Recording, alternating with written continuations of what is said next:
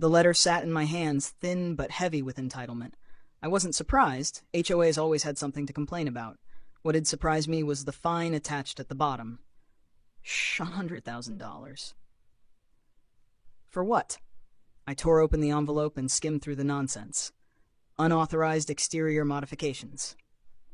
They meant the sleek $500,000 infinity pool I had installed in my backyard. Excessive vehicle presence. That translated to my McLaren, Bentley, and 3 other high-end cars parked in my driveway, all of which were well within my property lines. Failure to seek design approval.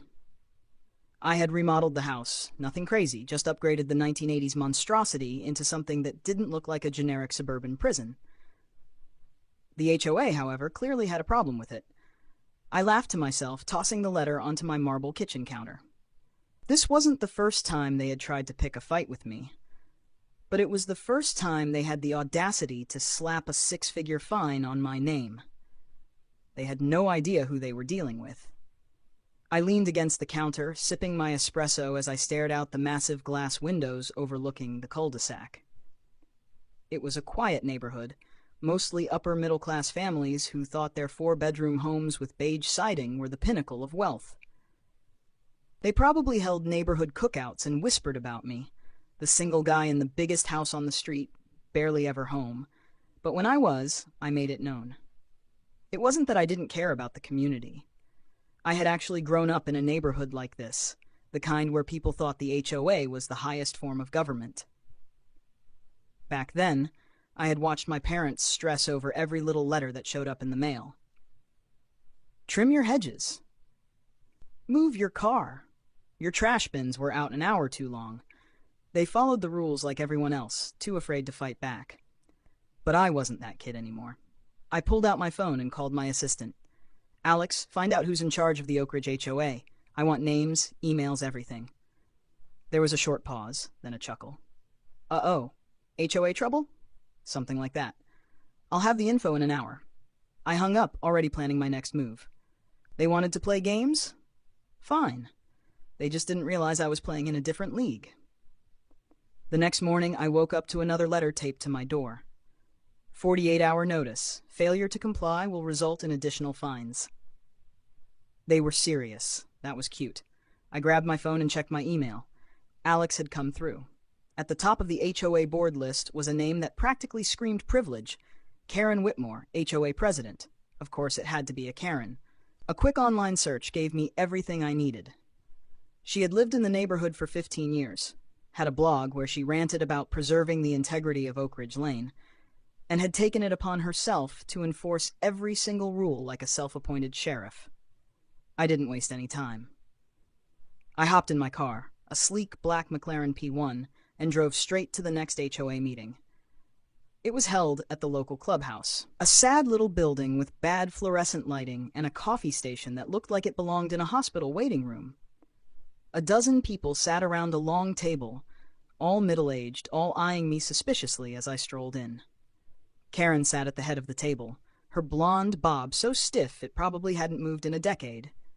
She adjusted her pearl necklace and folded her hands neatly in front of her, like a principal ready to scold a misbehaving student. "Mr. Carter," she said, pursing her lips, "this is a closed meeting." Good thing I don't care. I pulled out a chair and sat down, stretching my legs. "I got your little letter. You must be out of your mind if you think I'm paying $100,000 for putting a pool in my own backyard." Her lips twitched. "It's not about the money, Mr. Carter. It's about respect for the community. You failed to seek approval." "I don't need approval," I cut in. "I own the property." Her eyes narrowed. "You agreed to abide by HOA regulations when you moved in." I smirked. "That's the thing, Karen. I didn't move in. I bought this house as an investment. I own it. I own 3 others in this neighborhood, and I could buy the entire cul-de-sac tomorrow if I felt like it." Silence. A few people shifted uncomfortably. Karen's face turned an impressive shade of red. "Regardless of your financial status, the rules..." I leaned forward. "The rules don't apply to me the way you think they do." I slid a folder across the table. Inside were legal documents outlining just how much real estate I owned, not just in this neighborhood, but across the entire city. I had lawyers who could find loopholes, money that could bury this HOA in lawsuits for years, and the patience to make their lives miserable.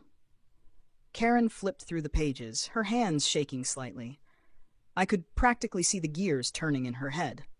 "So," I said, leaning back with a grin, "do you really want to fight me over a pool?" Karen's face tightened as she flipped through the documents, her knuckles turning white as she gripped the folder. The rest of the HOA board sat in stunned silence, their carefully crafted neighborhood power structure crumbling in real time. I could see the exact moment she realized she had picked the wrong fight. Her voice was sharp, but there was a tremor beneath it. "Owning multiple properties doesn't exempt you from following the rules, Mr. Carter." I smirked, tilting back in my chair. "You're right, but it does mean I have the resources to challenge those rules in ways you're not prepared for." One of the board members, a frail-looking man with wire-rimmed glasses, cleared his throat. "This isn't personal, Mr. Carter. The HOA is just trying to maintain a standard." I turned my gaze to him. "A standard for who? Because last I checked, my pool, my cars, and my home upgrades do nothing but increase the property value in this neighborhood. You should be thanking me." Karen opened her mouth to argue, but I wasn't done. "I ran the numbers," I continued, tapping the table for emphasis. "Before I moved in, your average home value here was hovering at about $600,000. After my purchase, home values in the neighborhood jumped by nearly 10%. You're welcome, by the way." A woman near the end of the table shifted in her seat. "Wait, is that true?" I nodded. "Public records don't lie, and you know what'll happen if you try to fine me $100,000 over a pool?" I let the question hang in the air before answering myself. "I'll sue. Not just the HOA, but every individual board member involved in this little stunt. I'll tie this association up in so much legal red tape, you won't even be able to afford to replace the flowers at the entrance." A hushed murmur spread across the table. Some of them looked nervous, others annoyed. But Karen? She was furious. I could see it in the way her jaw clenched and her shoulders stiffened. She wasn't used to losing. "This isn't how things work here," she finally snapped.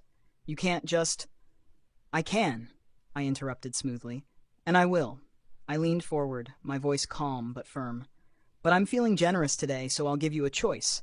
Either you drop the fine and leave me the hell alone, or we go to war. And trust me, Karen, you don't want that." Silence stretched between us.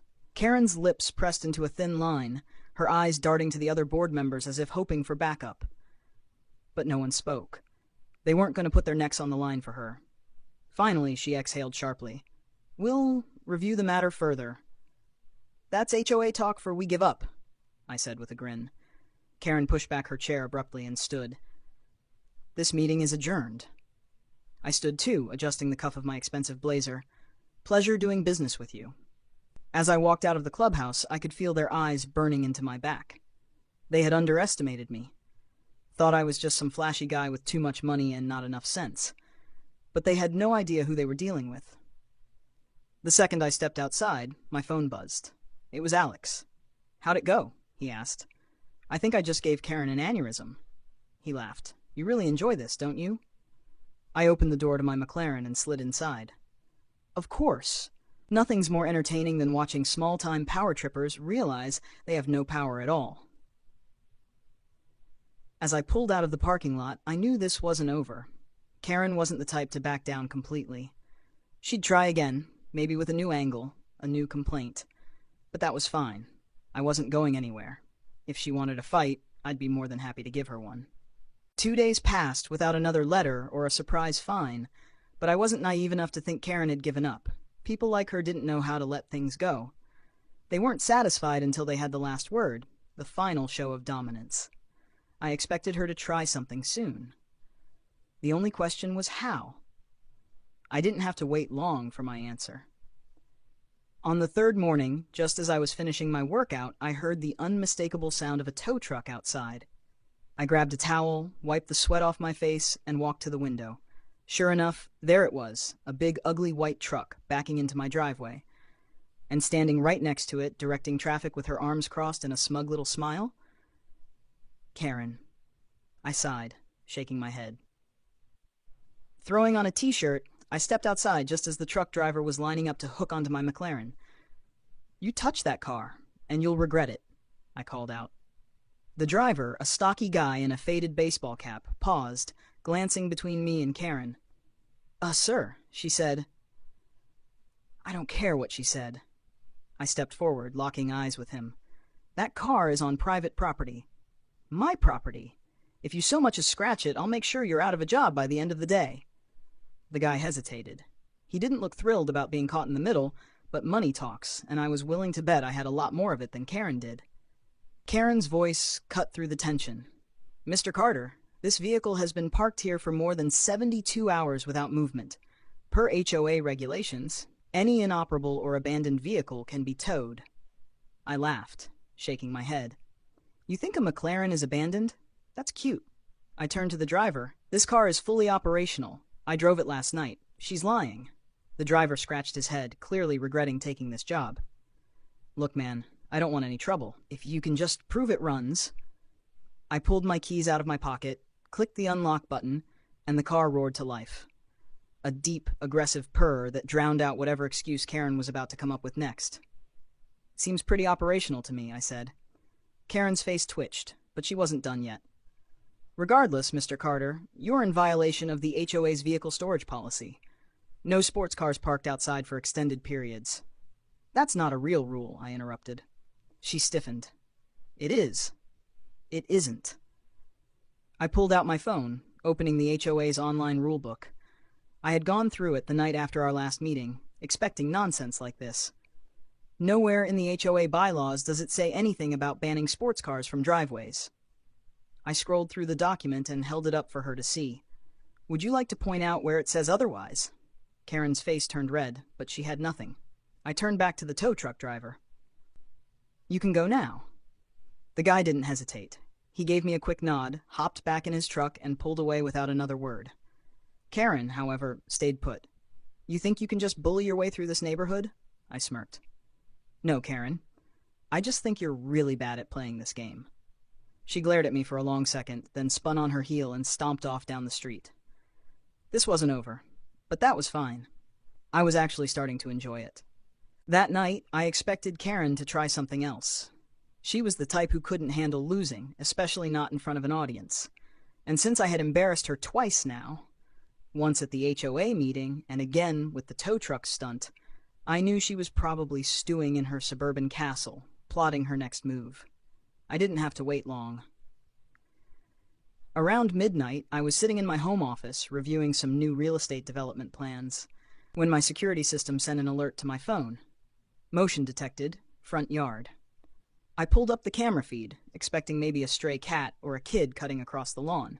Instead, I saw a shadowy figure standing near my mailbox.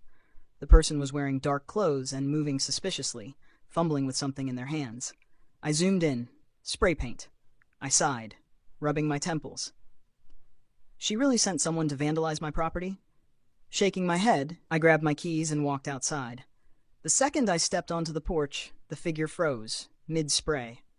A bright red streak ran across my custom black mailbox, spelling out something that looked like the beginning of the word violation.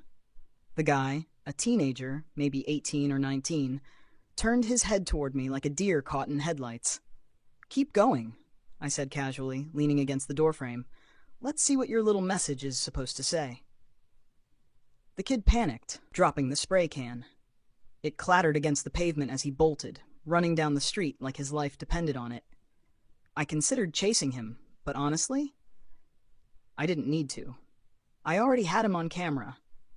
Instead, I picked up the can and turned my gaze toward Karen's house. Her lights were off, curtains drawn, as if she wasn't responsible for any of this. But I knew better. Smirking, I walked back inside, pulled up my security app, and saved the footage. Then I sent it to Alex with a simple text. "Find out who this kid is.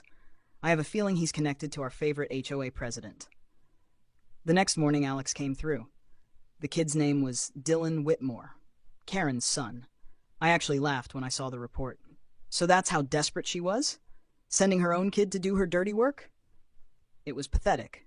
And honestly, it made this even more fun for me. I had two options. I could file a police report, slap Dylan with vandalism charges, and let Karen deal with the fallout. Or I could have a little fun first. I chose option 2.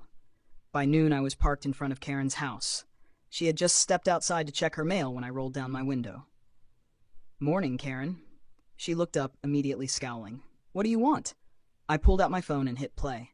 The footage of Dylan spraying my mailbox played in full color, crystal clear. Karen's face drained of color. I paused the video. "You sent your son to vandalize my property?" Her mouth opened and closed. "I don't know what you're talking about." I tilted my head. "So if I send this to the police, you're okay with Dylan spending the night in a holding cell?" Panic flashed in her eyes. "You wouldn't." I smirked. "Wouldn't I?" Silence stretched between us. Karen looked like she was about to have an aneurysm. "Here's the deal," I said smoothly. "You drop the fine. You stop harassing me. And in exchange, I pretend this never happened." Her jaw clenched. She hated that she had no power here, but she also knew she had no choice. After a long, bitter pause, she muttered, "Fine." I grinned. "Pleasure doing business with you." Then I drove off, knowing I had just won again. For the next few days, there was silence. No letters, no fines, no Karen. It was almost eerie. A woman like that didn't just surrender. She was either regrouping or licking her wounds. Either way, I was enjoying the peace. I spent my mornings sipping espresso on my back patio, enjoying the view of my newly completed infinity pool, fully operational, completely unbothered by the HOA's nonsense.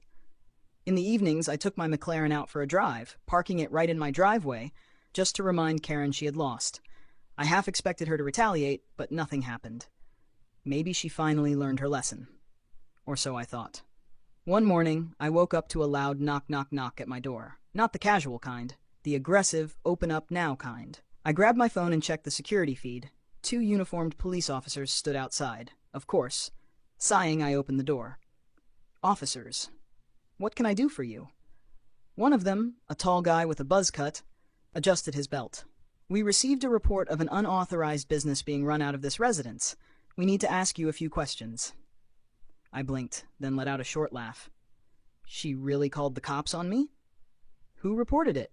I asked, already knowing the answer. The second officer, a younger guy, shifted awkwardly. "A complaint was filed by the HOA," I grinned. "Right? Let me guess. Karen Whitmore?" Neither of them answered, but their silence told me everything. I leaned against the doorframe, crossing my arms. "So, what kind of unauthorized business am I supposedly running?" Buzzcut pulled out a notepad. "According to the complaint, you've been using this property for commercial purposes, buying, selling, and renting out homes in violation of residential zoning laws." I almost laughed again. She was really reaching now. "Officers," I said, keeping my tone calm but firm, "I'm a real estate investor. I own multiple properties, including this one. That's not illegal. I don't operate a business from here. I live here." The younger cop glanced at Buzzcut. Technically, that's not a violation. Buzzcut exhaled through his nose. "Look, we just need to check to make sure everything's in order." "Go ahead," I said, stepping back. "Take a look around. You won't find anything because there's nothing to find." They did a quick walkthrough, checking rooms, looking for what? A hidden office with black market real estate deals written on the walls. When they finished, Buzzcut nodded. "Seems clear. Sorry to waste your time, sir." "No worries," I said, walking them to the door. "And if you ever get another complaint from the HOA, feel free to assume it's personal." They left, and I immediately called Alex. "She called the cops on me," I said the second he picked up. There was a pause, then laughter. "You're kidding." "Nope, said I was running an illegal business out of my house." Alex whistled. "That woman is relentless." "She's desperate," I corrected, "and I think it's time to put an end to this." I had been playing defense, swatting away her petty little moves. But now I was done playing. The next morning, I made a few calls. My lawyers drafted a formal complaint against the HOA, harassment, defamation, and misuse of power. I wasn't just fighting back anymore. I was going for the kill shot. 2 days later, the HOA held an emergency meeting. This time, when I walked into the clubhouse, I didn't sit down. I didn't wait for permission to speak. I placed my documents on the table and looked Karen dead in the eye. "This stops now," I said, "or I take legal action. And trust me, Karen, you won't win." She paled. The board members exchanged nervous glances. They all knew I wasn't bluffing. After a long silence, Karen swallowed hard and muttered, "The fine is dropped." And, I pressed, she clenched her jaw, and we'll stop targeting you. I let the silence drag for a moment, then nodded. Good. I turned and walked out, not looking back. By the next morning, Karen had resigned from the HOA. A week later, I received a formal apology letter from the new HOA president, and just like that, the war was over.